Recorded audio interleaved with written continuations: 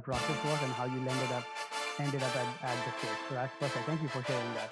See, in my mind, I think you either have to be an expert in the field or overcome an obstacle or go through a life experience like you did. Do you agree with that, or are there other ways of getting into the speaking world? Great question. I used to think exactly that. And in fact, when I was submitting applications and doing this kind of thing, I thought my idea might not even be good enough. Like, who the heck am I? It's big time imposter syndrome. Big time. I genuinely believe every single person has a TEDx idea we're spreading in them. You just need a little bit of help finding it. Because TEDx is very focused on the idea, not the person. The person is just the vessel that delivers the idea. Learned enough TEDx organizers on Speaking to Expand podcast. So that what you just said is a limiting belief, the same one that I had when I was first getting started with the process. The life experience can help as evidence to prove the idea and validate you as the vessel for the idea. Like, I know the second idea that I spoke on in England was basically about a student entrepreneur co-living incubator that I had built for about a year and was really successful. And the organizer of the event had, saw it and learned about it. Was like, oh my gosh, can you come speak on my stage about it? Awesome. And the evidence was just the experience. We all have experience, right?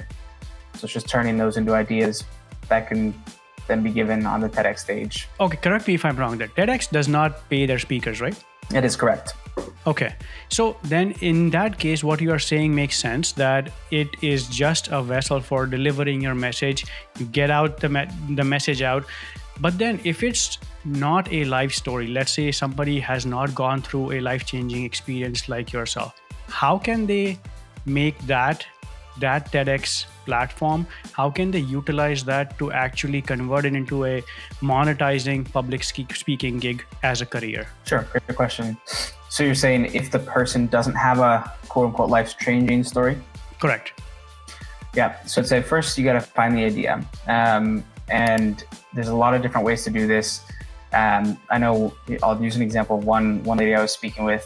Her idea was, she thought you needed a life-changing story to be a professional public speaker. And her idea we're spreading was the kind of opposite of that. Her idea was, why do you feel like you need a life-changing story to be a public speaker? Why can't I just be, someone that hasn't gone through that kind of experience and speak on that? Still needs some work to kind of massage it out, but she understands the concept. The concept is picking a narrative or kind of a set of beliefs that 80 to 90% of people would assume. And then what's wrong with that set of beliefs, or how could it be done better? Like, my first idea was how traumatic brain injuries could reveal more than they remove.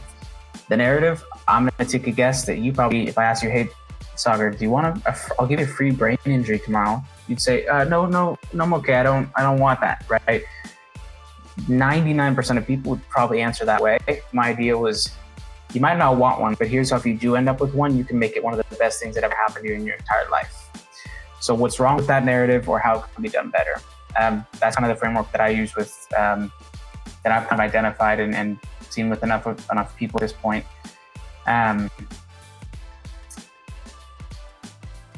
That was the first end of your question. What was the other half?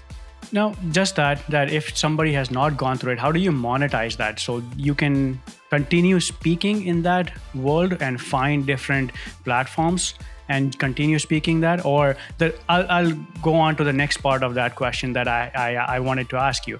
So, for example, is it just public speaking that would be able to create a full-time career, or do people or public speakers start becoming authors? They write books, so they promote the idea that's in the book. So now they are an author and they go on stages to talk about their books. Or if you have read the book, The One Thing by Gary Keller and Jay Papasan, they have a workshop now that they do multiple times a year. They go to different corporate events, and it's called the One Thing. So it's either you do something, write a book or a workshop or such, or any corporate events, go to it and use those events and public speaking platforms to promote the main product that they have.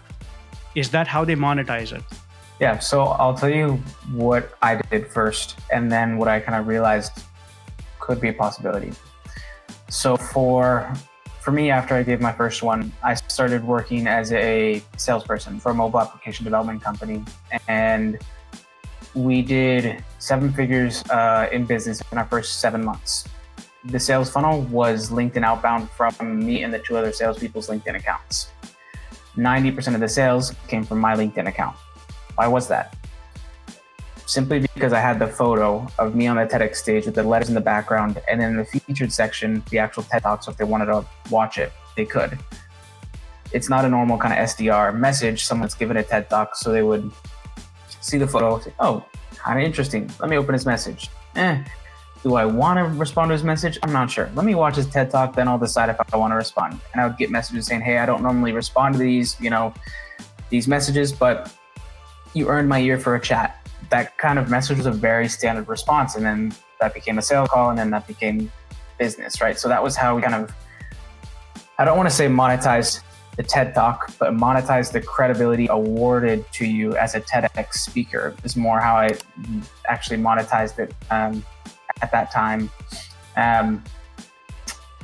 What I've learned from interviewing enough TEDx speakers and professional speakers, for every TEDx talk you give, you can expect a $2,500 to $5,000 increase in your speaking fee based on the perceived value of the TEDx badge that you have as a speaker, right? That's just how the market works, and that's what I'm seeing so far. That is a really common way that you said with the One Thing. A lot of speakers do write books. I was speaking to one named, his name was John Coyle, and he's a really top level speaker. And what he told me was, write the memoir, like write the first book just to get you on more stages. That's kind of your business card, your story.